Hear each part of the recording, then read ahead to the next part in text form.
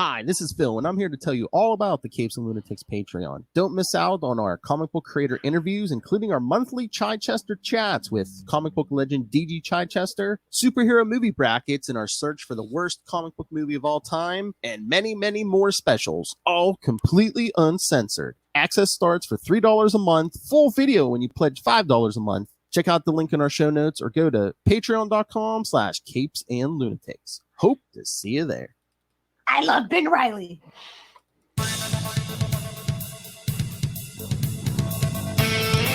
Hello, everyone, and welcome back to another Ultimate Spider Cast. It's the end of the month, so you know what that means.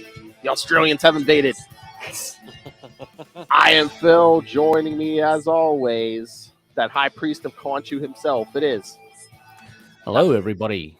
Yes, Ray back to attack and love another issue. How you going, Phil? Batman's #1 fan. Hello, Ray. How are you? And joining us once again, Dave from the Signal of Doom. How are you, Dave? I'm very well, thank you, and a pleasure to be on here. And we're here with Ray, who's currently in candlelight, looking fantastic, ready to record an acoustic double album, I'd say. And just pleased to be here, Phil. So thank you for having me on. Hey, no problem. Yeah, I know, Ray, man. It's just like, hey, everyone, it's time for another chat. Yeah. He's smoking a bowl while we're talking. He's in the groove. It's mellow yellow for Ray. Romantic setting. saying all those sexy things, Ray, like Batman, my favorite character. Yeah. So much better than Moon Knight. What do they say, Ray, about Moon Knight? They say he's Marvel's Batman, and that really annoys you, doesn't it, or something like? Isn't that? They say something like that, or Yeah, look, it's very, it's quite lame comparisons. Yeah, it's pretty lame.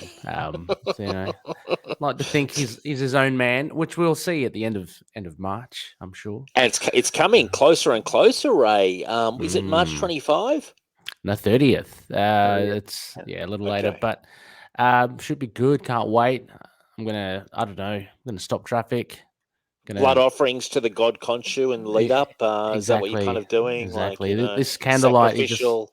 just one of many candles that will be lit as a sacrificial altar will be one for each of Moon Knight's personalities.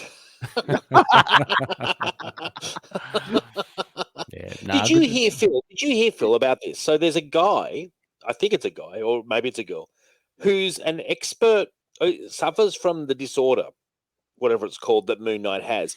Anyway, in real life, they have it, and they're advising the writer. And I'm like, is this a paid position? Because if they're doing advice, I can advise people if they're going to pay me. I mean, is there cash changing hands somewhere in this transaction, Ray? Have you got to the bottom of this? No, there's no cash. It's pure consultancy for the love of it. So I don't think you'd be in for it, Dave. You'd be. No, you've turned me right off, and you've just killed all my interest in the. I thought it was a lucrative venture. If they wanted someone to talk about vengeance, the abyss, that kind of stuff, The abyss. Jeez. I mean, tell me about vengeance. It's a long story. Settle down, kids, and I'll tell you a story. My parents died in Crime Alley. Oh God! You get a 3-hour movie. I know. Yeah. I shared a meme the other day that was it was Batman. It said Robert Pattinson, when he finds out he's got to disarm 500 more Riddler trophies to finish the movie. It was like Batman waving his hands. Yeah. Is it kind of like that? Is it kind of video gamey in that sense? No, it's just dark and long. Basically, it's good, but I like long. Dave. You sent me. I think it was you. You sent me that meme with Dr. Manhattan. That was fun. Yeah. Have you seen this, Phil? It's like No. I think I shared it. Yeah, it was like, it's 1989. I'm seeing Batman. It's 2005. I'm seeing Batman. Yeah. Well, they're always like, we're going to do Batman Dark this time. I'm like, just like last time then. Yeah. Like, you've done it before a few times. When have you ever done it, like, since 1966? I don't think it's ever been light and happy, Yeah, it's the only real time, right? The Bright Night. The Bright Night, as they called him. Yeah. Bat Dance, All good stuff, I thought this one was better than some of the ones we've gotten lately. Better than that. I enjoyed it. No, I enjoyed it. I gave it 7.5 on Signal, but I could be argued to an 8, and I'm going to watch it again when it comes out on HBO Max with my girlfriend. I genuinely enjoyed it. My back seized up 1 hour into the movie, and I mean it seized up. I was in significant pain, and I'm like trying to maneuver as through a 3-hour movie, trying to re-click my back in. Next to me was my co-host Richard, who famously just doesn't like Batman. He was sighing in moments. Oh, and like I was just like, it was like live reactions from Richard, all negative. Oh no, Phil. Rich would sigh at at his own birthday. He would. He's negative Batman. Nancy. I always call him. He actually called. It was so funny yesterday. We're recording, and Ewan McGregor's going to play Obi-Wan Kenobi. Anyway, so Rich is like, he loves all the old Star Wars. But anyway, I introduce Obi-Wan Kenobi, and he starts tut-tutting and sighing and shaking his head. I go, what's the problem, Rich? He goes, Ewan McGregor. And then he starts, he goes, he's just a sham. And he became Mr. Family. He became Mr. Family Values all of a sudden because Ewan McGregor apparently left his wife. I'm like, he's not the only guy who's had a marriage that's broken down, Rich. And he's like, no, I can't respect a man who. And I'm just like, geez, like so a significant section of the population who, like for reasons of their own, may not have worked out. Rich is like, no, it's just staying on his character. And it was like Mr. Family Values 1950 was in the house, and I was just like, wow, we're Rich, okay. And I said, you're still gonna have to do it for the show, Yeah. Yes, but we have Looney, the power of Chad, chiming in, says Batman Soul the Dragon was pretty campy and amusing. Yeah, I loved it. I loved it. Chad, I've never heard of it. Great. It's an animated movie with Richard Dragon. It is excellent. I thoroughly recommend this one. Okay. It's like a Bruce Lee ripoff, basically, put into the DC universe. Oh, we spoke about this, Dave, about Richard Dragon, right? Yeah. It's good. No, I really enjoyed it, and it is kind of like a late '60s kind of almost James Bond-esque romp. It's good. Cool, excellent. Are you big into Batman, Phil? I mean, you got behind you. I was like, a little bit. I think Phil is a little bit into Batman. I'm a lot bit. I'm all the way in. Phil is Phil's neck deep. As you should be. Good. As you should be. I mean, you're the exception, Ray, and we'll give you an exception. Actually, no. Hang on, no, Phil, you like Nightwing more than Batman, don't you? Yeah, by a hair. I mean, I really like them both, but yeah, probably Nightwing by a little bit. But I do shows. Nightwing's good. I do shows on both, so. Yeah, Nightwing's good, man. I mean, there's nothing wrong with Nightwing. I mean, he's a damn good character, and they've done a lot with him. He's OG, isn't he? OG Robin. So. Yeah. I mean, Chuck Dixon's 70-issue run doesn't get much better. Set the groundwork for that character. Solo. Yeah. Bloodhaven and all that. Yeah. It's great stuff, man. Bloodhaven. Anyway, got a mention in the movie actually in Batman. Got a mention right at the end. Bloodhaven. Got spoilers, Ray. Did that get you? There were so many Easter eggs in that movie. Did that get your hairs bristling, Phil? The hairs on your arms. Did that get the hairs on your arms bristling? I know. I was like, "Ooh, is that the air conditioning, or is it?" I tell you, who's good. Have you seen it, Ray? Have you not seen it yet? No. No. Have you? No, I haven't. No, I haven't seen it. No. Zoe Kravitz is very good as Catwoman. Okay, it's like good. She's in her own movie. She's actually very good. The Riddler is all through it, and I quite enjoyed it. But it's a very odd Riddler. It's like, wow, you were Riddler's saying really that gone off the deep end. He's saying that they should have used Victor Zsasz. Like, why use the Riddler? Right? I mean, I just put that out there, Ray. I say a lot of things, man. No, but I mean, wasn't the point that the Riddler's a little bit out of again, I don't know, but he's a bit out of character. Riddler's totally out of character. Riddler's more crazy than he's ever been in his entire existence. Yeah, and he wears like a mask and a suit and everything, and it's weird. I've seen that. Yeah, like a murder mystery. It's like, why is he murdering these people and stuff? Very bold move by the creator. The director. It is good. It is good. Like, it's not bad. It's just odd. You're just like, wow. I guess it's like they plucked a villain out of a hat and said, Riddler. Okay, well, I guess we'll do this to Riddler. Yeah. And, you know what? Colin Farrell's good as the Penguin. You can't even tell it's him because he has his face all made up. Yeah, he actually looks good. You can't even tell it's him. You can't even tell it's him. I wouldn't have known if I didn't know it was Colin Farrell. I wouldn't have picked it in a million years. He's almost not in it enough, actually. He's in it. Well, I was about to say, isn't enough. isn't it? It starts to get a bit crowded, doesn't it? I mean, like with Yeah, Well, the it's original 3 series, hours. 3 the hours. They've main- got 3 hours, yeah. man. Plenty Almost of 3 time. hours too, Ray. So Yeah, fair enough. Yeah, it's pretty Okay. good, Ray. You should see it, man. Come on, what are you Okay. doing, Ray? yeah, Get a Ray, promotion. come on.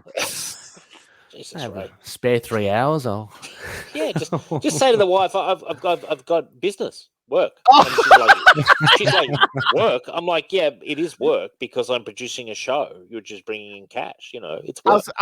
was gonna say like he's cheating, but it's Ray. He would feel dirty if he went to see the Batman. Yeah. Yeah. Ray's That's just good. all Well- crying for Moon Knight. He's just so ready for Moon Knight. There's just But yeah, nothing else it's in his coming to life. HBO Max. Oh. Like was it like the middle of next month or something? Yeah, So it is. Okay. Yeah, so I'll watch it'll it- be I'll watch it easily then. available. Yeah. The comfort of my own home be good. That's it, Ray. But we've got Ben Reilly here though. That we feel. We do. yeah, We sure do. Oh, incidentally, which I could say my figure's on the way. I totally forgot I ordered this Oh. thing. The Ben Reilly Spider-Man Hasbro Legends figure. Oh, really? Lovely. With like you, Dave, I like the hood. You know the yeah. But this is awesome. this costume with the wrist blasters and with the black across it too. yeah, I noticed. That's so cool. It's like the Ben Reilly Spider-Man suit. Awesome. yeah. Can't wait. Did you ever get your Quasar yet, Ray? Still waiting. I FedEx. Yeah, I ordered it like late last year. It's coming from the UK. I've got to. Yeah, I've just got to ask. It was meant to come the end of February, but I haven't. Coming got from it, another so. dimension like Quasar himself. From Well, from the quantum zone. And then thank you. And then meanwhile, we had to like wait over here for it, and then it finally hit the Walgreens website on a And now Friday. I ordered it on that Friday. It came Tuesday. Right. Yep, you all got it. Cool. Yeah, you, Will, and Matt all got yep. it. Yeah. So Amazing. hopefully I'll get it eventually. You know, that'd be But good. I mean, those Walgreens. It's in I don't know if Blacktown, Dave. they're either popular Oh. or they sell out quick. Because I mean, I think Quasar Yeah. sold out pretty quick. Yeah. Didn't that Moon Knight figure back however long ago sell out? Oh, the Walgreens stuff sells real quickly. There's a really nice Black Widow as well. I think that it was the OG in her grey suit with the short hair. Oh yeah. Wow.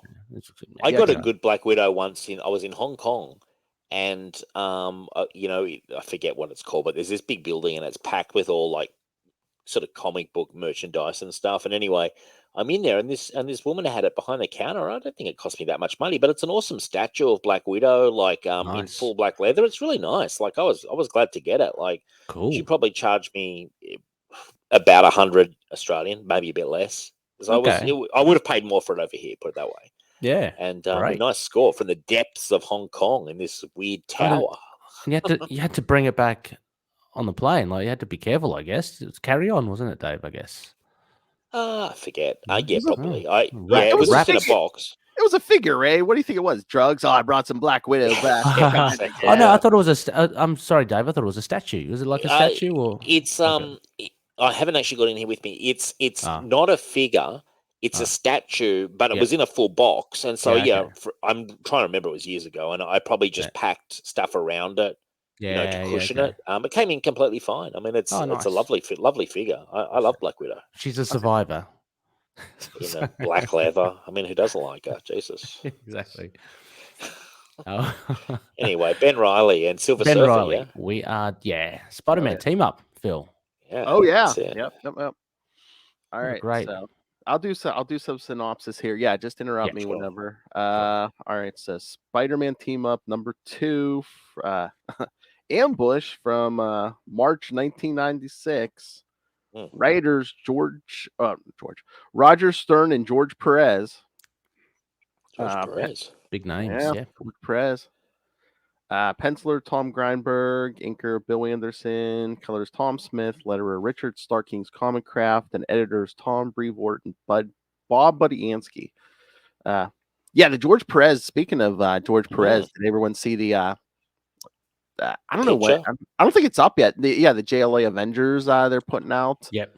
Like I have the original issues. Yeah, I have the original issues, but I was thinking about getting that collection because it looks pretty nice, and the money goes to a good cause. It goes to a good cause. Yeah. I'd like to get it. There's only a certain limited number. I think there's only like 7,000 or something. Yeah, I think it's 12,000. But I collected it at the time in like prestige, like sort of one shot sort of things. They were. I don't know how many there were. Yeah, it was but like 4 issues. Yeah. it was cool. Yeah, no, it's very sad. And there was a picture of him today holding it. He copy got to Oh. him. I mean, he looks really sick. He's lost all his weight. I feel very sorry for him. It's sad. Yeah. Yeah, but I mean, you just look at the amount of stuff he's done, Marvel and DC, and it's just like It's massive. incredible. Did you hear this asshole who actually said to Kurt Busiek, who was the writer on that book? So he said to Kurt Busiek, "Oh, is George Perez going to finish like some other that's thing he right, did in yeah. the '80s?" Like, and Kurt Busiek's like, he's terminally ill. Yeah. If this is just a sort of like a tribute kind of thing we're doing, like, do you really? I hate these people who think that they have to be drawing to the day they drop dead. It's like so ghoulish to me, Yeah. Yeah. Like Yeah. He's it's got so no entitled, these fans, Yeah, he's got no obligation to finish Oh. anything. Like, I know it's the last thing on his mind. He's probably just trying to get a few, Yeah. hopefully months worth of peace before he passes away, spend time with his family, etc. Oh. And there's this guy going, "Are you going to finish something from the '80s?" It's like, no, he's not. Like, go away. Yeah. Internet. Exactly. Exactly. Yeah, but the gall to ask that to Kurt Busiek online in an open forum, like, I seriously felt like putting a hit out on the guy personally if I could have been Why bother, Dave? Do it yourself. Like, just. I think he was in the States, man. I have to do it remote, Yeah. It wasn't convenient. All right. Anyway. All right, so this one, ambush. The Silver Surfer is flying across space when he is suddenly attacked by a strange ship that resembles a World War I biplane. Damaging the craft, he follows it back to its mothership, Big Casino. Entering the ship, the Silver Surfer demands to know why he was being attacked. The situation is diffused by the commander of the ship, a man named Floyd Donahue, who apologizes for his flyboy's unwarranted attack. The Surfer is surprised to find that the ship is decked out to look like a 20th century casino on Earth and asks why. He learns that Floyd and all the other people aboard the ship are Skrulls from the planet Kryl 4, and a society of Skrulls who are obsessed with Prohibition-era Earth. As this is explained to him, the Surfer looks out a window, notices a stellar alignment, and decides that he needs to leave. After accepting Floyd's apology, the former Herald of Galactus departs, much to the relief of Donahue. Meanwhile, on Earth, Spider-Man is stopping a mugging, reveling in the return of being Spider-Man after thinking he was a clone for the past 5 years. After he saves the mugger's victim, Alice Zarebach, Detective Lou Snyder arrives on the scene. When the wall crawler doesn't recognize Snyder, he makes up an excuse as this police officer had previous interactions with Peter Parker when he was Spider-Man. Hi, Snyder. Yeah. Oh, I didn't recognize you there for a second. It's Yeah. pretty funny. Yeah. I know. You think like what kind of like excuses he come up with? Oh, sorry, Snyder, I'm drunk. I didn't recognize you. Okay. Yeah. But I mean, I like the opening banter and all that with Ben Reilly. He's very much taken on the Spider-Man moniker. I just want to go back to the beginning of that Silver Surfer opener, and just looking back at it. I mean, I found it. Did this obviously tied into the Silver Surfer tale, right? Because he departs. It must have, right? Because there's absolutely no reason to have this as the opener. You know what I mean? I think it when he leaves, and then when he comes back, there's a reference to some special. Yeah, later on. Yeah, there's like a footnote of like 111 or some Silver Surfer 111 or something like that. Yeah, so it actually tees him up going into his Silver Surfer 111 to 115, but it's not really connected to that as well, and it's not really connected to this story as well. So I found it really strange. I kind of enjoyed it when I was reading it, but at the end of it, after I read the whole issue, it was like, oh, there were a few things happening, and there was this sub thread, but it actually went nowhere other than potentially leading to So anyway, Oh, sorry. I was gonna say I always see these team up books as like big advertisements. It's like, oh hey, if you're not reading Spider-Man, this is what's going on in Spider-Man right now. If you're not reading Silver Surfer, kind of give you a little taste. Good point. Of, Good point. Yeah. If you're a Silver Surfer completist, you'd be loving it because it Oh, kind you of would, fills in yeah. the gaps between the scenes. Yeah. But you are right, actually. That's a really good point, Phil, because obviously Spider-Man is the biggest name in terms of eyeballs. And you're like, oh, wow, Silver Surfer's got some crazy shit happening. Like biplanes flying around in space. That confused me at first. I was like, what's going on here? And then the guy was kind of like a Humphrey Bogart in Casablanca kind of character. And I was just like, okay, yeah, we're going some interesting places. Yeah, and I think I forget if this is the same planet or not that he was talking about, but I know there was an old Fantastic Four where I think was it the Thing was on some planet where all the Skrulls were like obsessed with like old human culture or something. So Oh, okay. Well, that cool. fits in with these guys. Yeah. Yeah, and I mean probably George Perez too, but I think Roger Stern like he knew he knows his comic book history too. So Yeah, he does. Yeah. He does. Have you ever had him on any of your shows, Phil? no, I would love to. No, I'd man, love to get him. Stern, I'd love to get him. Yeah, I mean, That would be, between the Tough to Spider-Man. get. Tough to get. Oh, yeah. Barely has an online presence. I've spoken to various people about trying to get him, and it's a mission in itself. You know? Oh yeah, I mean, just all the Spider-Man stuff he did, the Hobgoblin, created the Hobgoblin. He Maybe did a bunch dangle of some Superman cash his way. stuff. Like, would you come on for $500 US? You know, just like, you know what I'm saying? Just like a cash. Can we $500? Try to entice him out of his corner. Yeah. Entice him out of his. Like, I imagine he's just kind of like lying there, just maybe counting the money. I'm not sure what he's doing, but like, then just say, "Hey, Roger," just sort of dangle $500 in front of him on the camera and go, "You interested?" Like, yeah, I sure, mean, I am. For a half-hour chat and then make it 3 hours. Yeah, just string him along. Some of these older guys are hard to get. Some of these newer guys are hard to get. I'm trying to get Tom Taylor from down there by you Oh guys. yeah, Tom Taylor. really? Yeah. I've I've actually reached out to Tom Taylor. I find the newer guys. I don't try as hard, but like I do find them tough at times. Like, new guys. Some of them are easy, some are not. Yeah, I think some of them have that mindset as well, or they may have been told by Marvel. I mean, podcasts are a good way to market. You know, so they come on to promote all this stuff. So yeah, I mean, the likes of Phil, Jed McKay. I think he totally enjoys coming on podcasts to just promote your stuff. Great. So yeah. You know, we've got Signal of Doom. I just want to mention we've got Jerry Conway coming up next week, and then shortly, he's great. Me and Lil talking. He's great. Yeah, cannot wait, man. And then only a couple of weeks after that, we've got James DeMatteis coming back on for a second time. Yeah, so we're really looking forward to that. So a lot of my attention's going towards preparing that. I could do these interviews tomorrow if I had to. I'm looking so forward to them. But Jerry Conway, I haven't had him on before, and the creator of Punisher. I mean, he's going to get a royal fanfare coming on. You know, we might. We talked to him once. I didn't know where to start. I'm just like Spider-Man, Punisher. There's like, Justice League stuff. I'm like, tons of stuff. God, where do I've formatted a whole spine to the show, so it should be pretty good. I mean, James Pace. I mean, Conway. He is. I'm like, you started when you were like 16, right? He's like, I sold my first story like a couple days before I turned 16. Wow. Yeah, he's like crazy. Some of those. Yeah. And of course, Lil said we had to talk to him this year because he's 69 right now. So so imagine. I mean, he's been in comics from the age of 16, and now he's 69. I mean, it's crazy, man. Yeah, I'm looking forward to it. So. Yeah, it's like Jim Shooter. What was he like, 13 or 14? Yeah, he was crazy Legion, young. Really young. I mean, that's brilliant. So young. Can you imagine being 15, 16 and getting professional work at like DC and Marvel and stuff? Like, it'd blow your mind. Yeah, crazy. But DeMatteis is good. We talked to him a few times. He's coming back soon. We're going to talk all his Justice League stuff. Oh yeah, I can't. I could have just talked to him for hours. So I've got a whole second show ready to go with James DeMatteis. Can't wait. I know. Every time I talk to him, I'm like, oh yeah, I want to talk to him about this too later because he's so nice. He comes back a couple times just a really nice guy. Yeah, it's good. Ray has all the modern people on, don't you, Ray? You constantly got people going on that into the night show. No, not really. Jesus. No, only not writers and or artists. That's all. So and or artists. Have you ever had Jeff Lemire on?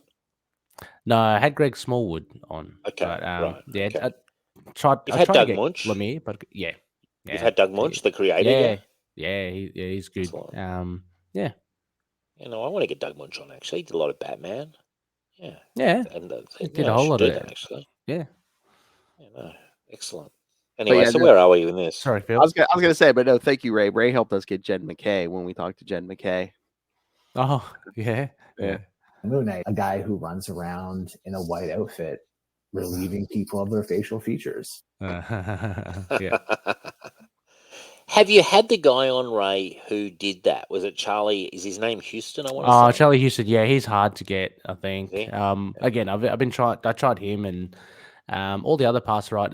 Him and Greg Hurwitz, I found quite difficult. But yeah, I'd love to have Charlie Houston on. I think because he's kind of veered away from. Yeah. I was gonna say he's not even in comics anymore, is he? 'Cause No, yeah. does he he's write, like, in novels and stuff too?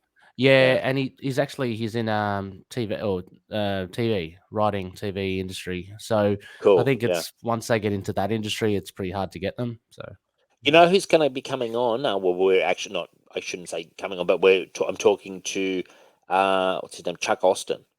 So I've been Oh, that chatting rings to a bell. him. Yeah, he did a lot of X-Men and stuff, and various other things. He's worked. Speaking of TV, he worked in TV for ages, yeah, no. So it's really interesting, and He did a Superman run too, Ray. Oh, did he? yeah, Yeah. yeah. I think it was like I should have 2000. known. Okay. Yeah, I'm sure there's someone else I'm trying to think of that I'm chatting to. Oh, my white whale is Larry Hummer. If I could get Larry Hummer, I might actually stop the show. Seriously, I've spoken to him. He seems keen, but I don't think he uses the internet that much. Not Like tech savvy. no, he does, but I don't think he's he's not like 100% of the time on. If you know what I mean. Yeah. And I don't want to hassle him either, but I do want him. Because Ray, I mean, he's Wolverine, like he's G.I. Joe. Like. I mean, we'd love to have him on the Wolverine show, for me. Yeah. Wolverine. Yeah. Wolverine, and I mean, he's writing G.I. Joe nonstop since I think the early '80s. He's still writing. Yeah. Yeah. No, I'd love to have him on. He's kind of one of my white whales that I'm, determined to get on one day. But Never say never, Dave. Never say never. I'm quite happy to throw cash at him if he wants to come on. I'd give him $1,000 to come on if he was going to give me. Yeah, I would. I seriously would. Why don't you work? Why don't you work Roger Stern and Larry Harmer together? Tell Larry that Roger's coming on, and tell Roger Larry's coming. Yeah, that old trick. Don't worry, I'm up. I've plenty of tricks in my arsenal. Yeah, but I mean, with Larry's showing some interest as opposed to Roger Stern, who's like living in a cave somewhere counting cash and doesn't even seem to be on the internet. Larry is on the internet, and. Well, we'll see. He was on MASH. I want to ask him about MASH. He guest starred on MASH in a couple of episodes of MASH. Guest starred on MASH. Wow. He did. He had a brief acting career in the 70s. Oh, okay. He was an artist originally. He wanted to break in as an artist. Okay. And he had a brief acting career in the 70s and then kind of made the decision to go full-time into editing as well. He did a lot of editing, edited a lot of Savage Sword of Conan and other things. Okay. So I've done my research. I'm ready to go. If Larry Harmer calls me tonight and says, okay, you've got an hour, if that money's hit my account, I'm like, okay, we're ready to roll. Easy. Anyway, Phil, sorry. That's okay. No, sidetracked a little here. Sidetracked, yeah. All right. No, it's early here. It's you guys who are out for the middle of the night. All right. As he swings away, Spider-Man is once again reminded of all the things that he missed while he was on the road for the past 5 years, thinking he was a clone. He thinks about how he's back to square one, living in New York, free and single, while Peter Parker retired from Spider-Man to move to Portland with his wife Mary Jane and raise a family. As he swings away without a care in the world, Spider-Man is unaware that he's being tracked by the Mad Thinker. The villain has reverse engineered one of Spider-Man's spider tracers in order to track the hero. However, the Mad Thinker is all it's the 90s. Okay, the Mad Thinker is also being observed by another being who intends to get revenge. A revenge that has been years in the making. That's when it's a house of cards is what it is. I know. That's the 90s. There's always one watching. Someone's watching them. Yeah, someone's watching. I thought the Watcher was going to be watching everyone. Oh, it kind of is. That's when this third observer detects something approaching Earth and is pleased to discover that it is the Silver Surfer. Emerging from a cosmic rift, the Silver Surfer thinks about his recent encounter with the Outriders and how they chose him to be their new messiah. As the surfer approaches Earth, he is unaware that he's being observed, who intends to repay the kindness the Silver Surfer granted him years earlier. While in Manhattan, Spider-Man is suddenly attacked by painful jolts from his spider sense that appear to be coming from the pigeons that are flying around him. Now this is a pretty, as far as tactics go, I think this is a pretty cool angle for the Mad Thinker, exploiting the spider sense. I didn't know that villains and stuff knew. I always thought the spider sense was very much a a personal thing that Spider-Man had. I didn't really know that people knew about it. The Mad Thinker's one of those weird ones where it's like you can make him know what you need him to know. It's just because he's Yeah, so 'cause he's smart. so smart. He figures Yeah. stuff out. You know, he's never figured out Peter Parker, Spider-Man, or Ben Reilly, but he knows all about that spider sense. All about that stuff. Yeah, but I Yeah, mean, I've it is a never pretty nifty. encountered him before. It was my first experience of the Thinker. I don't think I've ever come across him before. He was Yeah, I don't think he's been around a lot lately. But he's been like an old Fantastic Four villain and stuff. Yeah, Oh, I okay, always see him right. in the vault. He's just always in the vault. Yeah, I he's know. I constantly in the can't remember vault. the last time he actually like made an appearance because just like Yeah. here, it's like, I mean, Yeah. spoilers, kids. It's anytime I've seen him since the '90s, it seems like he's just sitting in jail and Yeah. projecting his mind into a android or something. Yeah, I love it. He doesn't like to leave home. He likes to control the law remotely. You know, like exactly. plausible Exactly. deniability. It wasn't me. You're getting ideas, David, how to I like illustrate that hit of yours. I like it a you lot. know? I like it a lot. Yeah, just a little bit of thinking. Ray, you'll suddenly find your body sees like some robot, and you'll be hopping on a plane and getting across. Ray is like, I will kill for you, but I will not say I love Batman. That's it. But yeah, Mad Thinker's pretty cool. And Yes, the idea of tweaking the spider tracer, I mean, that I could get. The Mad Thinker, he said, "Oh, this is beneath me. So easy to just like tweak it to become the tool to undo Spidey." And yeah, it's really cool that he almost does that. I didn't realize the pigeons would have such a big part in this, but they do. They do. It's awesome. So, yeah. Yeah, he is unaware that these are robots created by the Mad Thinker that use devices that trigger his spider sense. After he webs up the mechanical pigeons, the web slinger is ambushed by the Mad Thinker's androids who knock him out with a sonic blast.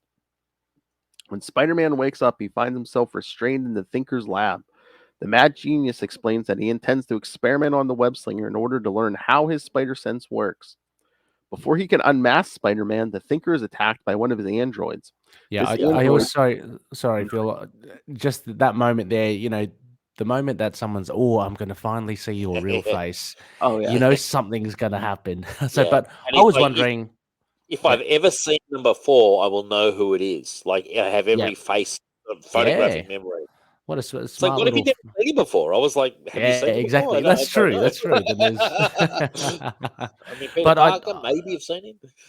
Maybe, but I was wondering how he was going to get out of this because he seemed, for all intents, about to have his identity revealed. But yeah, lo and behold, as you say, Phil, the clone, not the clone, the guard It's or like whatever. a cyborgy thing. Yeah. Oh yeah. I got a bit confused by what actually happened at first, and then because he's like, "Oh man, this is nuts." The Thinker, he's a robot. I was like, "Okay, so the Thinker's a robot. What is the guy who attacked him?" I was confused. Like it gets explained later, but when it happened, I was like, "Is this one of his own robots that's gone against him?" That's what I thought. Yeah. So he told Spider-Man he's gonna unmask. Yeah, he's gonna unmask him. Thinker's attacked by android. This android seemingly slays the Thinker, but it turns out that this is one of his android simulacrums that the Thinker operates remotely. The destruction of this simulacrum causes feedback that puts the real Mad Thinker, who is currently incarcerated, into a catatonic state. As this rogue android takes on its true form, it explains that it needs Spider-Man for its own goals. All right, here we go. Pure 90s. Later, the Silver Surfer arrives in Yosemite Valley, California, where he is ambushed by Spider-Man, who is being controlled by the being who took down the Mad Thinker. Although the wall crawler has the element of surprise, Spider-Man is no match for the Silver Surfer's superior powers. It's a bit of an unfair fight, really, when you think Oh, about it. absolutely unfair. Yeah. Christ. Like, Silver Surfer's like almost got any power that you can give him with the power cosmic. Even I know that. Like, and I'm not I mean, Spider-Man has taken down Firelord before that, so another herald. So. But Spider-Man at times is, there are moments when he has really big strength, like not just cosmic. Sometimes they really play up how strong he is. So, I mean, potentially, I don't know enough about Silver Surfer. Potentially, could he have had enough strength to come down and snap Silver Surfer's neck? I don't know, especially with that coating. Can you snap the Surfer's neck? I don't think so. Yeah, I know, but I'm just saying that would be his only chance. Though you'd have to for Silver Surfer to beat him, you'd have to do a first strike. Yeah. And to kill him, I think it would be the only way possible. I'm the Punisher element of fan. I'm thinking like, surprise. And with Yeah. these Yeah. stories, you're always going to be like, oh, he's under mind control. He's not moving as quick as he usually would, or that's true. he's fighting it. Because I know there's a couple stories I think where it's like, with Spider-Man or Daredevil are fighting, and Daredevil's like, oh, if he was in his right mind, I wouldn't have a chance. Yeah. Oh, I think Spider-Man could clean up Daredevil if he wanted to, because he's so much stronger, like as well as He is. agile. Reflexes are superhuman. Yeah, he's not gonna. Yeah, no, he's massively like I love Spider-Man. We all know that, but Silver Surfer is a different kettle of fish. I mean, he has the power of cosmic, doesn't he? He's like massively he does. powered. Yeah. Could the Hulk beat him, Ray? Incredible Silver Hulk Surfer? in Savage mode? Yeah, Silver Surfer. Could he tear him apart? Oh, I don't think so. I don't know. Shame. The Hulk has I'd now like to see been that. the Hulk has been like really powered up, like recently Good. as well. With all Good. the, if you're talking about the Savage Hulk, probably not. But then you've got the likes of World War Hulk, the Devil Hulk now, which is apparently like the worst of them all. So yeah, Immortal. I'd like to Hulk. see Hulk rip Silver Surfer apart. If I could see that in a comic book before I pass away, I'd be happy. Just tear him apart like a cheap toy. I don't know. I think Thor might have a better shot at it. Thor, yeah, definitely with the hammer. Like, Interesting. Wait, what's this? Maestro could take Worthy Surfer. What? Maestro. That's the future Maestro Hulk, could- isn't it? Like, Yeah. The grizzled, really strong. Yeah. But is he any Maestro stronger is than pretty Hulk in his strong. prime? Is he Yeah. like Hulk in his prime? No, I think he is. Don't quote me, but I think he's going to be the older that he is. Okay. Like he's a little bit more wily. He's a bit more evil. But I think he's just as strong, if not stronger, than the Hulk. And again, it's always like the madder Hulk gets, the stronger he gets. Yeah, that's it. You get pissed off if Silver Surfer was blasting him with like energy or something, and then he'd really start getting cranky and grumpy. Like Ray, as we close in on midnight, kind of a bit grumpy, a bit grizzled. kind of deflecting comments here and there, just like if let's go. his football team lost as well, Ray, imagine. They did, yeah, but did they? Oh no, sorry. And so if you had that bitterness going for you, and you really start hulking out big time. Awesome. I'll be Savage Hulk. Yeah, keep talking about Batman. Oh yeah. All right. Subdued, Spider-Man tries to explain to the Surfer that he had no choice. That's when they are ambushed by more of the Mad Thinker's androids. Although the Surfer destroys these androids, they manage to knock him out. That's when Spider-Man's controller tells the wall crawler that he is no longer needed. However, Spider-Man refuses to be manipulated and hitches a ride when the Silver Surfer is teleported away. The pair find themselves aboard a spaceship, and they are soon brought face to face with their captor, the living computer known as Quasimodo. Yeah, I was unfamiliar with. I mean, I know Quasimodo name and the Hunchback. Kind of funny that he looks exactly like Quasimodo in like Hunchback of Notre Dame, just by chance, I guess. Like, and they're like, we're going to call you Quasimodo after the the Quasimodo in Hunchback. It's like, thanks so much. But we see the true villain, I guess, revealed. Oh, that fancy man at the end, but remember, there's another villain, and there's another villain. Yeah, you're right. Towards the end, lurkers on lurkers. The Surfer doesn't understand why Quasimodo is coming after him, only after he used his power to get the computer a humanoid form. However, Quasimodo has long since lost his physical form, and his computerized mind has long since been trapped aboard the massive spaceship called Sanctuary 2. There's your clue, kids. Whose ship was that? The former home of Thanos, the Mad Titan. I loved this mention of Thanos just getting a run. This came from nowhere from me. I'm not knowledgeable of Marvel Cosmic, but Thanos, I was like, wow, I leapt to attention. I was like, awesome. Yeah, big hitter, yeah. A heavy hitter. Spider-Man's so out of his depth in this story. Like Spider-Man, but it's always fun though to see Spider-Man in space. I love it because, and I'm glad that they did that in was it Endgame or Infinity War because, he's usually associated with swinging around the neighborhood, but get him in space, it's awesome. Well, the stakes are so much higher. And having him there, in a way, for me, grounds the story weirdly. Whereas if this was just all Marvel Cosmic, I would not be interested. I'd just be like, I don't Yeah. care, you know. But having Yeah, Spider-Man there is kind of that sort of like he's like, wow, I'm totally out of my depth. Him saying it, yes. I kind of get a bit more invested, and it was cool to Yeah. see Thanos turn up too. Like it was awesome. So yeah, Quasimodo's mind began regaining sentience during the Avengers' battle with Nebula aboard the ship. With his mortality in jeopardy, Quasimodo used the ship's holographic systems to make it appear that Sanctuary 2 was destroyed. In reality, he moved the ship back to its native system until he fully recovered. Fully aware once more, Quasimodo then reveals his plans to transfer his mind into the Silver Surfer's body, regaining his freedom. Wow, go big. I mean, you can pick Go- anybody. You're like, no, give me the Surfer. Yeah, exactly. Yeah, Spider-Man refuses to let this happen, and he delays the mind transfer process long enough for the Silver Surfer to wake up and free himself from Quasimodo's hold. The pair then begin wrecking all of Quasimodo's monitors in the hopes of ending his threat. that was so lame. That was so video game Yeah, lame. Like yeah, that smashing was- all the monitors. Like Spider-Man's idea. Yeah, exactly. it was bad. That was a low point in this comic. You've got someone with the power cosmic. It's like, let's just smash all the screens, Yep. And then the big guy turns up. The big guy turns up from nowhere. I was loving it. Yeah, because however, they did not accomplish much, and Quasimodo confronts them on a massive screen and is prepared to destroy them. That's when Spider-Man notices the screen is suddenly shrinking. When Quasimodo notices this himself, he realizes that, to his horror, that this is being caused by Thanos, who has come to reclaim his ship. The Mad Titan shrinks the screen down to a size that can fit in his hand and crushes the device. Loved it. I like the panel, the big no and the astral form, I guess, of Quasimodo. Yeah, just really well done. Yeah, because this expels Quasimodo's consciousness from the ship for some reason, sending it out into the void again. Reveling in the fact that he saved both of their lives, Thanos reminds Spider-Man and the Silver Surfer that they owe him and that he always repays his debt. I've got a question. I'm confused. Like, was Quasimodo in one of the screens? Was that why they were smashing them? And then Thanos crushed them in the screen that he was in? He was in the system, I thought, like the ship system.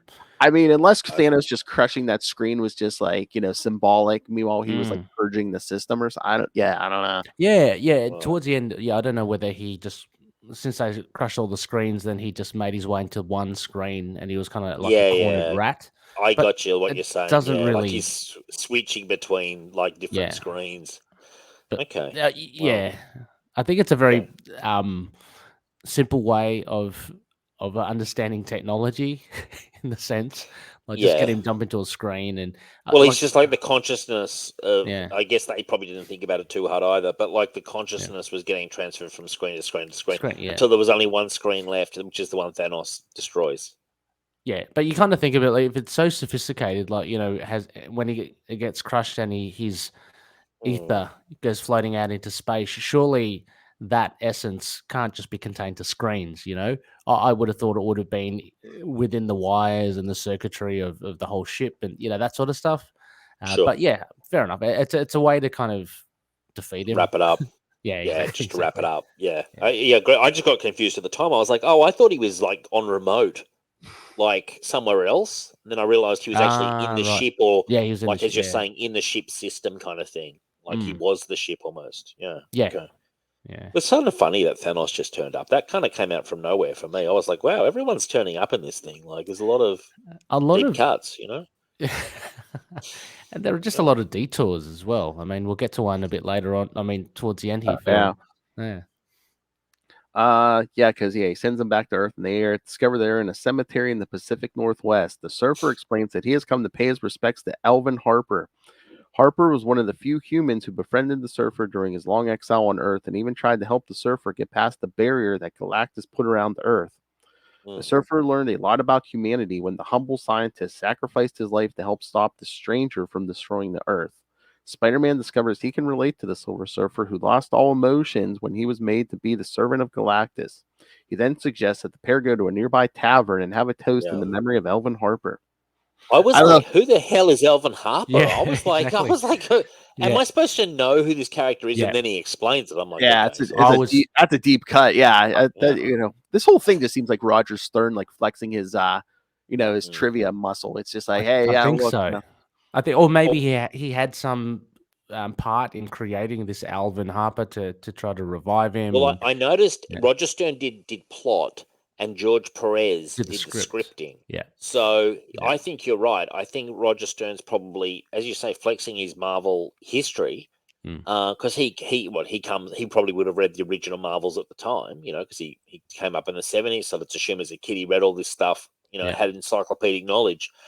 Wrote a treatment which George Perez then scripts, Yeah. which is an interesting way of doing it. And I mean, it was actually good because I thought it was just going to end on that. I was like, who the hell is Alvin I thought it was going to end on that tombstone because I'm reading Yeah. it digitally, so I didn't know if that was the last page or not. I'm Yeah. going, and who is this guy? So I was so glad that they Remember the Harlem explained- Globetrotters or someone? I was like, Hey, Ray, you'll appreciate this. We got a comment. Yeah, I guess they're saying Roger Stern was the Jed McKay of his era. Because McKay always throws in all this. Very much the references. deep dives. Yeah. I got to say, Roger Stern for me, one of my all-time favorite writers. He's Oh yeah, great. he's Yeah. great. Yeah, I think he's just amazingly good. His stuff is, and even this, which is not his best as a concept, it still works. It's still enjoyable, Oh, yeah. They're ju- And they're good. just Can I say good artwork as well? I mean, we I haven't love mentioned the art. artwork. I thought the think art was the art's really really good. Yeah. You notice how the artist, was it Grindberg? Yeah. He loved to put the reflections of the face of the character in, like, say, the Silver Surfer's chest and Thanos's chest plate. I just thought it was really, really funny. I think it was his little signature to do that. But he draws a Silver Surfer along with the colorist. Looks really good. I mean, I think the Silver Surfer would be, surprisingly hard to actually draw because you got to make him look really kind of fluid and metallic and stuff. And I always marvel at like Ron Lim when he draws him. It's so much detail in such a simple character. But yeah, I think he does really well here. You know who he reminded me of, and I actually thought it might have been Mark Bagley drawing because the credits don't come up till the end, and it is a bit like Mark Bagley in the 90s, like some of the Spider-Man Clone Saga stuff I've been reading, and I mean that as a compliment. I think it's really good artwork. Absolutely, yeah. Spider-Man's drawn really well as well. I mean, they can't fault it. Good stuff. Yeah, Good no, stuff. good. And Thanos looks good. Like Thanos looks really good. Yeah, very very classic Thanos. Good. Quasimodo looks like Quasimodo. It's so funny when they do a villain and they reference like a villain from another, from classic literature or something. Classic literature, but it's exactly the same, and it's just like, okay, it's just a coincidence, I guess. Like, I have a feeling, Phil. I don't know. You're quite encyclopedic. Is there a Hunchback, a Quasimodo in the Marvel universe? I have a feeling there is. Like, as in. Hard to remember because I don't know if it's this Quasimodo because I mean I think this guy's gone through some bodies and stuff. So I don't know if there's another Quasimodo or not. But I was gonna say I got some notes here from this website. The scrolls at the beginning, that's from Fantastic Four 91 through 93. So they explain all about how they love Earth culture and stuff. There's their editor's note for Silver Surfer 111 through 114. Silver Surfer gave Quasimodo a humanoid form in Fantastic Four Annual 5. Okay. Wow. Deep dives, like Annual 5, like that's early on in the piece. Like Roger Stern was just, as you say, he was just having a whale of a time. And I like the way couldn't even bother to script it. He's like, here you go, George. Here you go. Here's the idea. Like, run with this. George is like, okay, thanks. I won't even. George is like, I won't even draw this one. I'll just type it up. And then the Quasimodo's mind was expelled from the world net by the Vision in Avengers 253. Sanctuary 2 was seemingly destroyed in Avengers 260. And of course, we all know Silver Surfer was trapped on Earth in Fantastic Four 50. Then the Fantastic Four helped him escape Earth in Silver Surfer number 1. Okay, Elvin Harper died in Silver Surfer number 5. That's I think that's the original number 5. Yeah. Wow. Okay. Am I right in saying that Silver Surfer was one of Stan Lee's favorites creations or something? Like apparently I want to say I read somewhere that Stan Lee like loved Silver Surfer like with a passion and greenlit like a lot of series even when the sales weren't really huge. I think I'm right in saying that. Like he was a big counterculture icon in the late 60s. Yeah, like he was big with the I wouldn't be hippies and stuff, surprised. like stoned out of their brains, enjoying Silver Surfer. Yeah, I thought I heard something. What was that? That Silver Surfer Black miniseries. I forget who wrote that, but I think Donny whoever it Cates, wasn't it?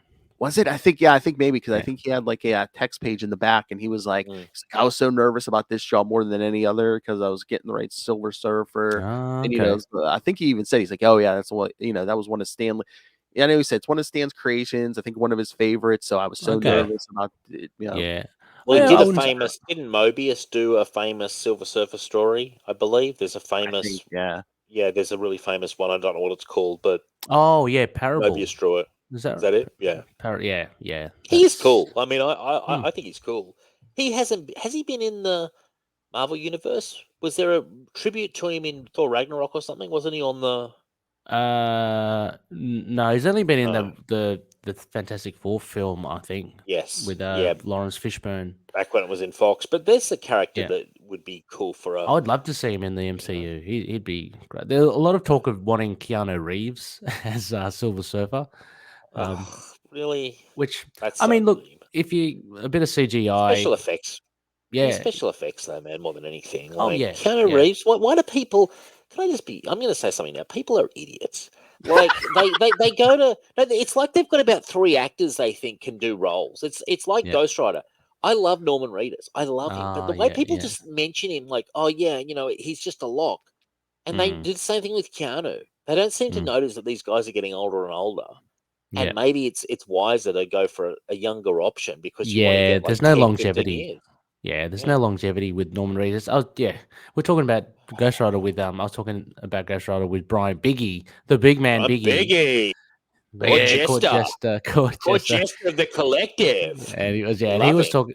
He was saying that all these suggestions, Nicolas Cage again, Norman Reedus, Sure. and I can't remember the other person, but they're all like in their 50s. I tell you, mid-50s. Brian has got a good one. It's the guy from Sons of Anarchy, Charlie, however you pronounce his last name. He's behind him. I think he'd be good. Look, if Norman Reedus got the job tomorrow, I wouldn't complain. But it's just the way people, these so-called fan sites on the internet that have like about 3 or 4 actors that they just constantly pull forward for every role. Like, I like Keanu Reeves too, but I don't think he can play any role. And it's just like, oh yeah, Keanu Reeves, yeah, he's definitely a lock for Silver Surfer. Why? He looks nothing like Silver Surfer. It would be CGI to the max. Yeah. And I wouldn't want Silver Surfer going, whoa, and all that kind of stuff. Like, You could argue that the Silver Surfer is a little bit robotic, maybe wooden, maybe. Yeah, but I similar. picture him speaking in kind of more like an impersonal tone.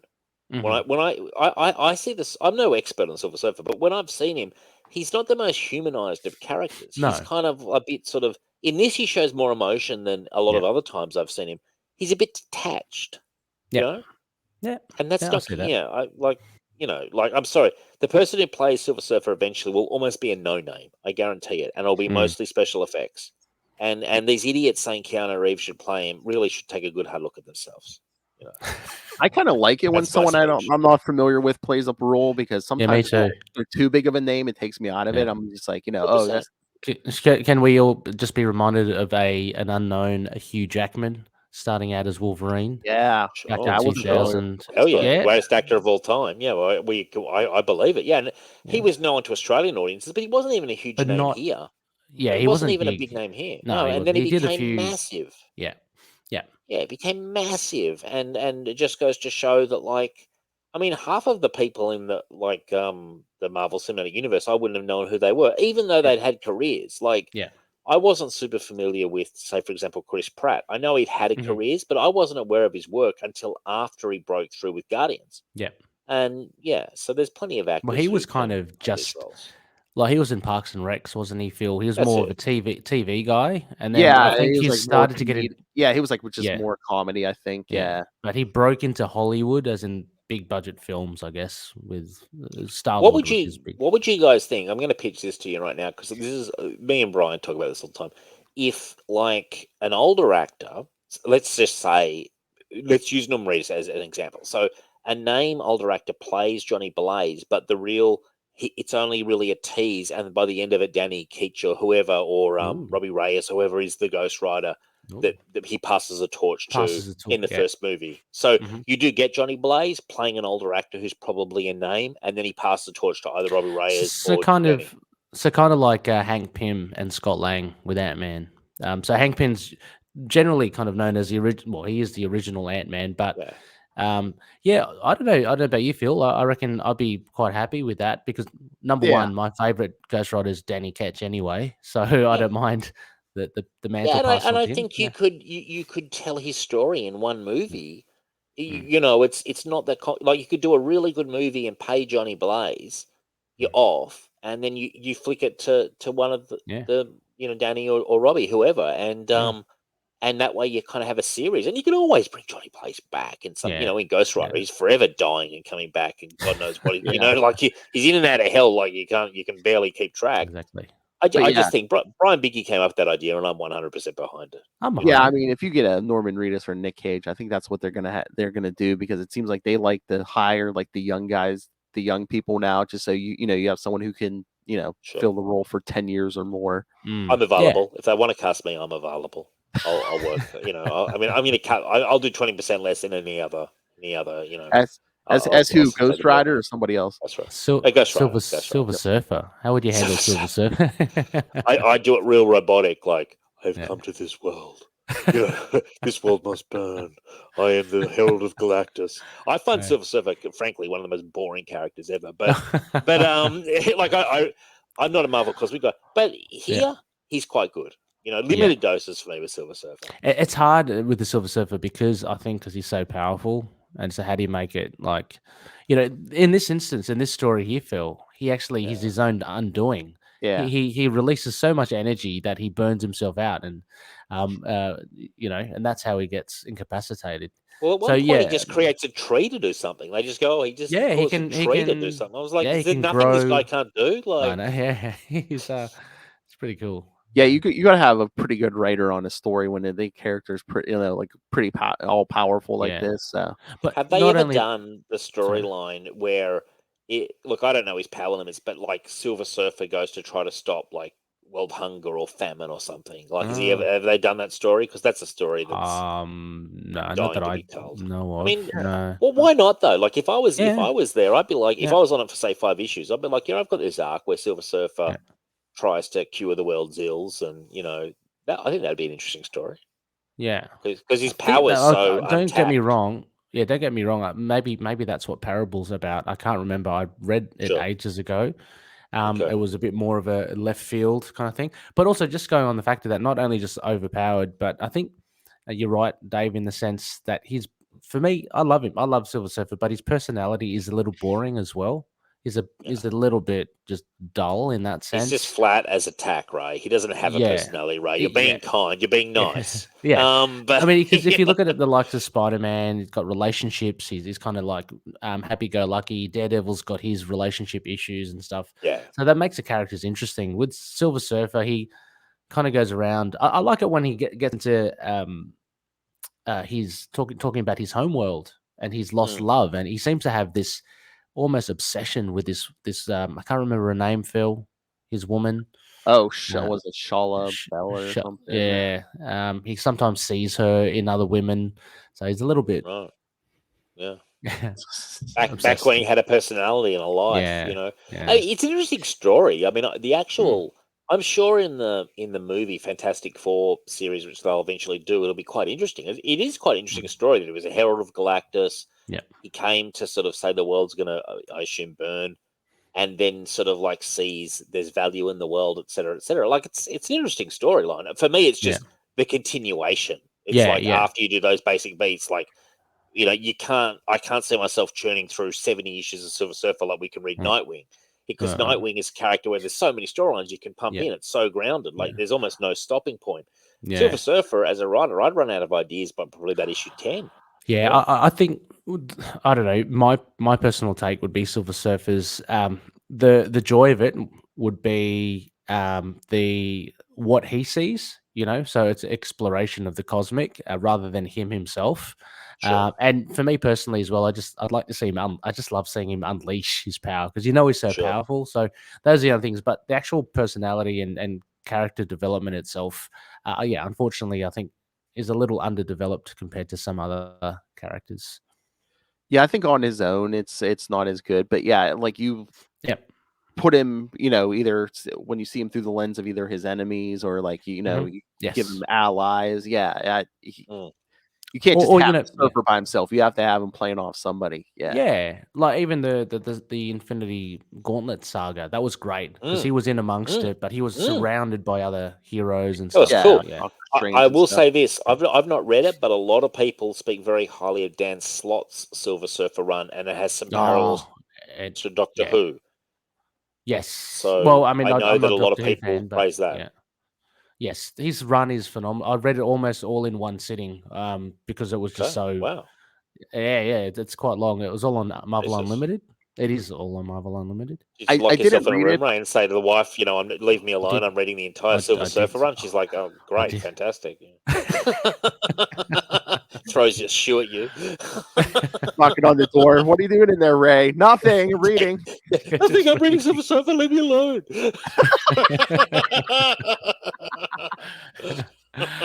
No, that is a good run. I don't know. I loved it. I didn't know what to expect. And apparently it's very Doctor Whovian, but I'm not a fan of Doctor Who. But I found it a really fun, really good run. Yeah, cool. Yeah. Okay, we might do it on Signal one day actually. Because Yeah. I wouldn't mind reading it myself because I've heard it's good.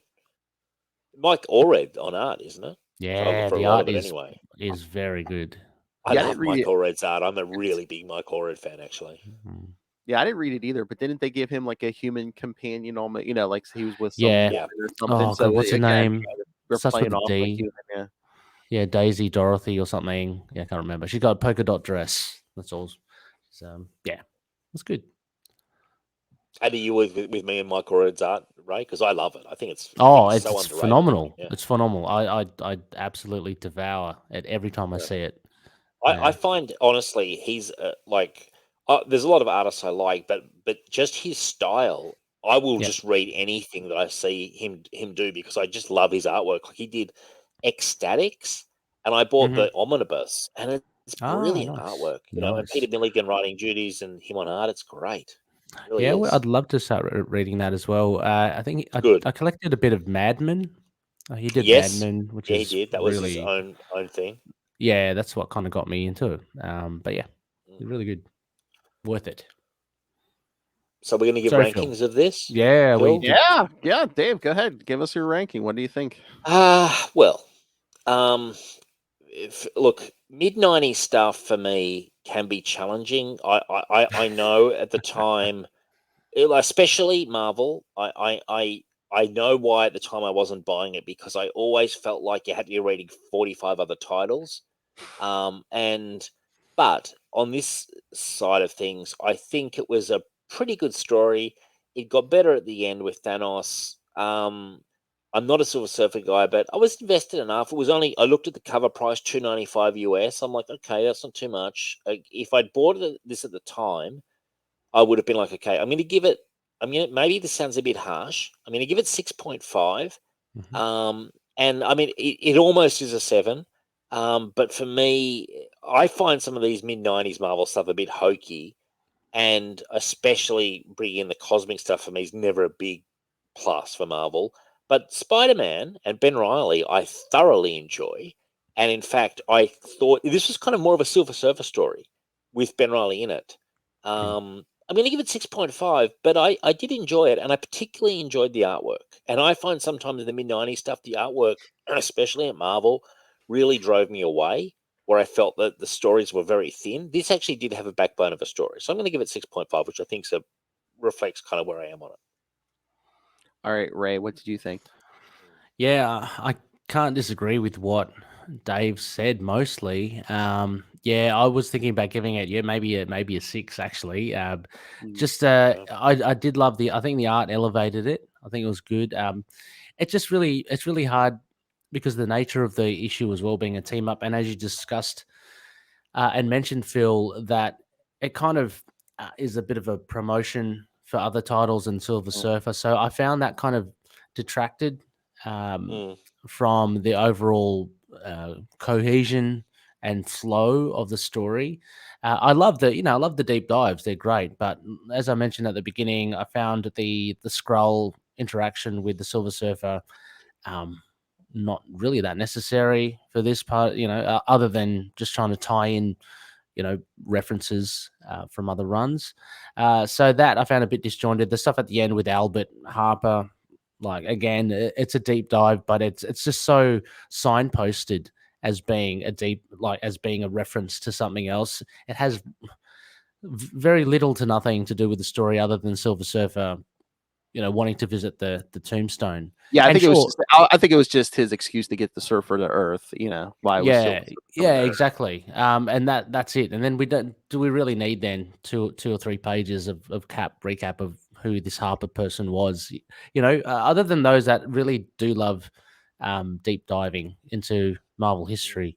So 6, yeah, I think I love seeing Ben Reilly in it, and I like seeing the Silver Surfer. I love them having a showdown. That was fun.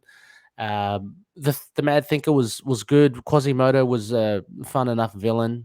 Good to see Thanos in there, but yeah, just it didn't flow as well for me as other issues. So yeah, 6. All right. I don't know. I'll probably go the 7. Just because I mean, I liked it. I get everything you guys brought up.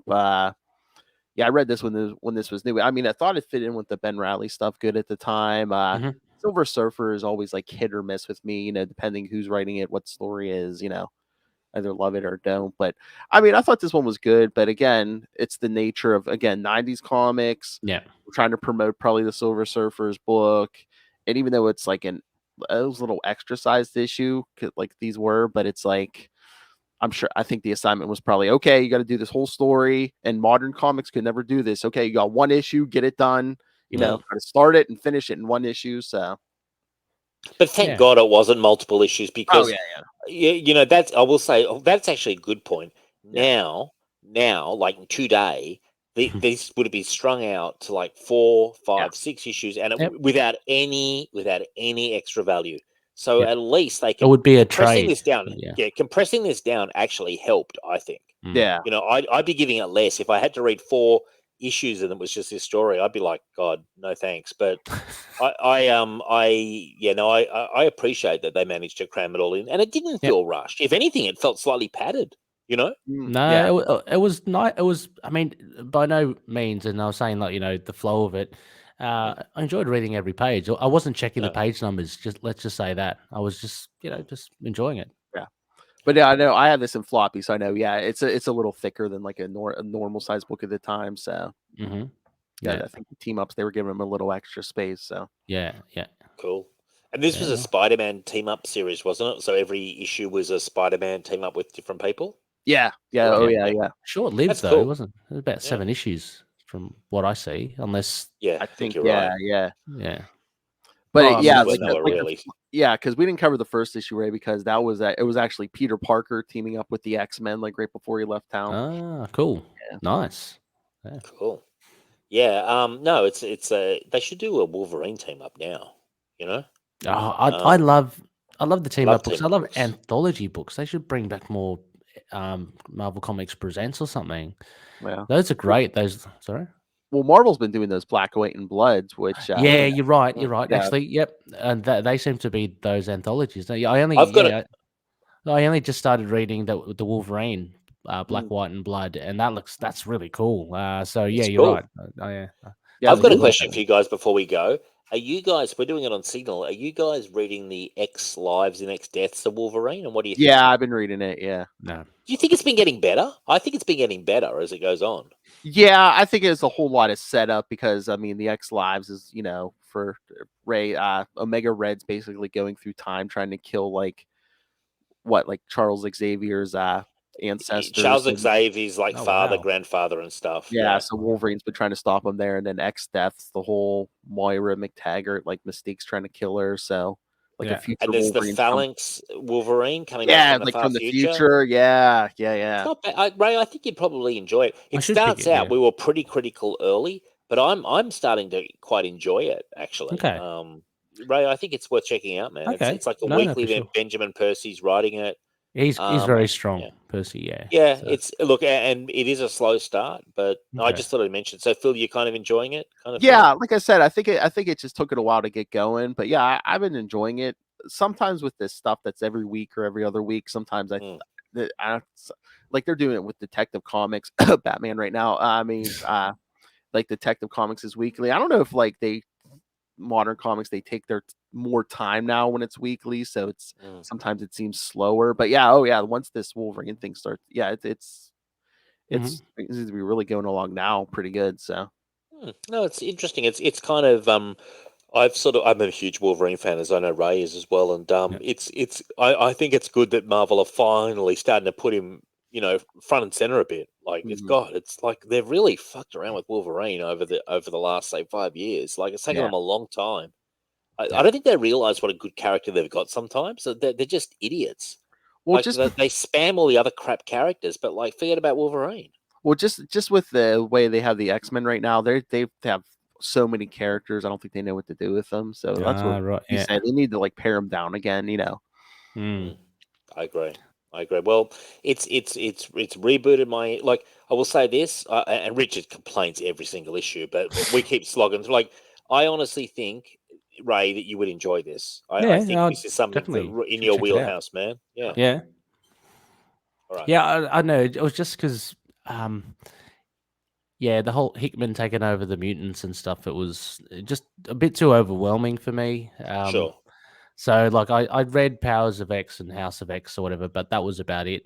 Just the setup, and you have all these like there are a bazillion titles, Oh, there's and yeah, they all but kind of ignore them. interweave Just together. focus on Yeah, yeah. like. I've got a question, Phil. Do you know who the guy is who's kind of behind the scenes? I thought it was Black Tom Cassidy, and I was like, why the hell is Black Tom Cassidy so evil? Is that a known villain? That Russian guy? Is that someone I'm supposed to know, or is that Oh, just a new guy? I know. I think he's made a few appearances, but he first appeared. That's Colossus's brother. Really? Yeah, yeah, Oh, yeah, Okay, I did not know that at all. yeah, yeah, Okay, right. And he's a mutant too. yeah. I think he. I'm trying to remember what his powers are. It's like I don't know if he like can do weird Because stuff with he's kind of reality the, or I mean, something. spoilers, right? It's not that big a spoiler, right? This guy okay. turns up. He's kind of the guy pulling the strings, Yeah. and Omega Red seems to really, for some reason, like I'm like, since when is Omega Red like the biggest bad guy in the world? And he's going through all the past lives, doing all this shit. It's pretty interesting. Like Worth Yeah, they were checking doing out. stuff with him and like X Force and stuff. So yeah, they've been setting up the Omega Red thing for a little bit. Yeah. it's pretty cool. Cool. Anyway. So you gave it 7, Ray gave it 6, I gave it 6.5. So we're all around about the same. Yeah. We're Around the within a same. point of each other. Yeah. I think we all Okay. agree. Yeah, All that's right, it. all right. Should we get out of here? Ray's falling asleep. Ray's falling no. asleep. I'm just warming up. I'm just angry. warming up. But no, Ray's had a few. He's copped a few hits and misses today. Ray, haven't you? You fended a few blows off.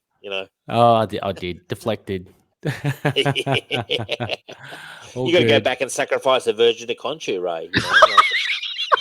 Basically, That's it. that's what you got to do, Ray. Appease the gods. Yeah. Yeah, for that's sure. it. He's waiting for that Moon Knight Black, White, and Blood that's coming in April. Yeah. I definitely am. Yeah, but like I said, again, highly recommended. Wolverine's Black, White, and Blood.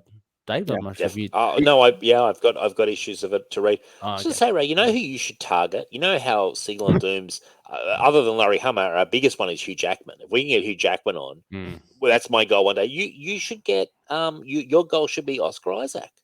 Oh yeah, I'll try to get Oscar on. Yeah, Well, for why sure. not? I mean, you're the premier Moon Knight podcast out there. Yeah, come on, You Ray. know, Make it happen, Ray. Come Make on. it happen. I'll And, try. get into. I believe you me. I'm trying every angle I can with Hugh Jackman.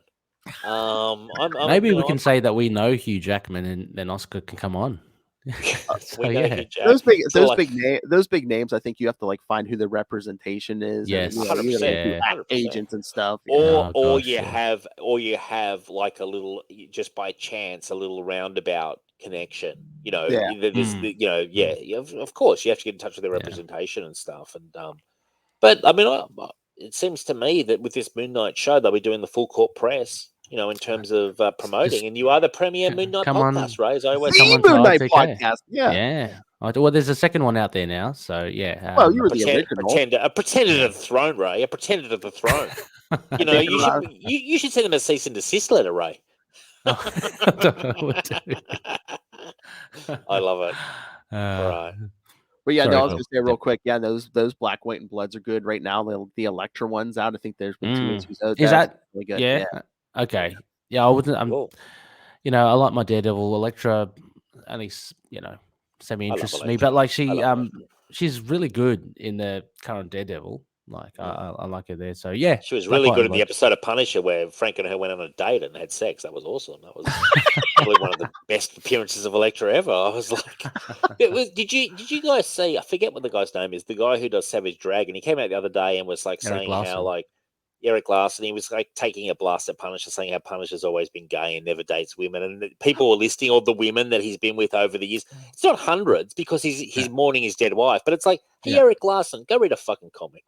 You know? And Electra was mentioned. Electra was mentioned as one of the women. Oh yeah. No, it's just like, stop taking shots of Frank Castle. Like his family's dead. You know, he'll turn up at your doorstep and punish you for these comments. That's it. Oh. Yeah. All right. All right. Listen to Signal of Doom, kids, if you want more of this humor. Signal of Doom and Into the Night for Ray, isn't it, Ray? Okay, that's what I was going to say. Okay, let's do the plugs. Okay, Dave. Let's do the plugs. Tell the kids about Signal of Doom. Signal of Doom weekly podcast. Myself and Richard are on. It's comic book movies, pop culture. Obviously, anything Bob Dylan or Frank Sinatra related gets involved as well. Our continuing mission is to get Hugh Jackman on the podcast, and we have plenty of guests on. We're about to have Jerry Conway on, James DeMatteis, Chuck Dixon's going to come back on again. So yeah, we have a good time, and we generally do like 2-3 hour shows every Friday night. So yeah, enjoy and come aboard and Signal of Doom on Twitter, and yeah. More than welcome, and we've also got the Facebook page as well, Signal of Doom. So yeah, nice, cool. All right, Ray, you do a few podcasts. Well, Ray, do you do podcasts? Yeah, a little. Yeah, a few. Look, the best way to contact me is on Twitter at RayPod, REY Pod. I was Ray before that other Jedi. Anyway, check out Into the Night, the Moon Knight podcast. Also, To Know Who Is to Fear Her, Spider Woman podcast, and Last Sons of Krypton, the Superman podcast. All, I get my hands dirty with all of them. I love it. Any questions? I'm always happy to talk comics. So just Ray Pod on Twitter. And he loves Batman, kids. Yes. Hey, Ray, audio does not lie, okay? Batman, my favorite character. I love Batman. Dave, I think I told you I can play him saying the most ridiculous things. He doesn't care. The only thing that bugs him is those Batman drops. That's the only thing that he's like. I think Ray in his old age is slowly warming up to Batman a bit more than in his younger years, Ray. From conversations we've had over the years, I think you slowly have warmed up slightly to Batman. Am I right in saying that? You're not a hardcore fan, but No, you'd probably be right. As well, I mean, the story goes that I had a rivalry with one of my high school mates. He was a keen Batman fan, and I was a Wolverine fan. And so that turned me against Batman just to. That's a big rivalry, though. That's a big rivalry because Wolverine's awesome as well. So you know what you should have done? You should have said, let's fight it out. And you strap on a pair of claws, and he comes at you with a bat suit, and you guys it's just the winner takes all. You know, throw your batarangs. Yeah, exactly. If only I'd been there, I could have been like, okay, guys, we're going to go blood sport. Yeah, and we're gonna really maybe film it or something as well. It'd be awesome. Yeah, anyway. But a little warming up to him a little. Yeah, in a cold dead heart, this heart that's totally given over to Khonshu. Undead Khonshu heart. Yeah, I love it. Well, thanks so much for having us on, Phil. Hey, no problem. And I was gonna say, Dave, if you want to join us next month, we're gonna be doing. All right, Ray, we've been waiting months for this. The Return of Kane. Oh yeah, I'm down for that. Kane's I'd love to do that. Yeah, I love Kane. Yeah, Dave, he's a lurker's lurker. Yeah, it's going to be great. He is. And I, You would have done when I get James DeMatteis on, I'm going to ask him a question about Judas Traveler. One of my, I've already warned him. I've said I'm going to ask him about Judas Traveler. So get ready. Oh, my gosh, yeah, I love that character. I love that character. I'm going to listen just to hear his reaction to your question. So, the reaction of eyes rolling back in their head. Yeah. All right. So yes, kids, next month, the Return of Kane. It's a 4-issue storyline. So yeah, send your thoughts. Email us CapesandLunatics@gmail.com or call the voicemail 614-382-2737. That's 614-38-Capes. Remember, you can follow Ultimate Spider-Cast on Facebook, on Twitter. Join the Web of Spider-Man Facebook fan group, now at 3.6 thousand members. Find links to our YouTube channel, our Patreon, early access to creator interviews. Lilith and I talk to the man himself, Mr. D.G. Chichester, every month about one of his comics. I got the good mic out for you guys. And Patreon only, we're finding the worst superhero movie of all time. We're doing them bracket style, one against one every month. Really? March is going to be Blade Trinity versus Elektra. So. Yeah. So is the worst one winning? Yeah, at the end of the year, we're going to crown the worst ones. We've been doing two. Like in January, it was Howard the Duck versus Captain America. The 1990s Captain America movie. Yeah. I vote Elektra being worse than Blade Trinity. Oh, yeah, Ray. February was the 2015 Fantastic Four versus X-Men Apocalypse. Yep. Oh, Fantastic Four is far worse than X-Men Apocalypse. Yeah, I'd agree with you as well, Dave. Elektra is probably worse than was it Blade Trinity? Yeah. Yeah, Blade Trinity. I mean, look, I enjoyed both. I hated the Dracula. I hated the Dracula on that Blade Trinity. Yeah, that's. But I loved Jessica Biel and Ryan Reynolds. I'm sure you do, Ray.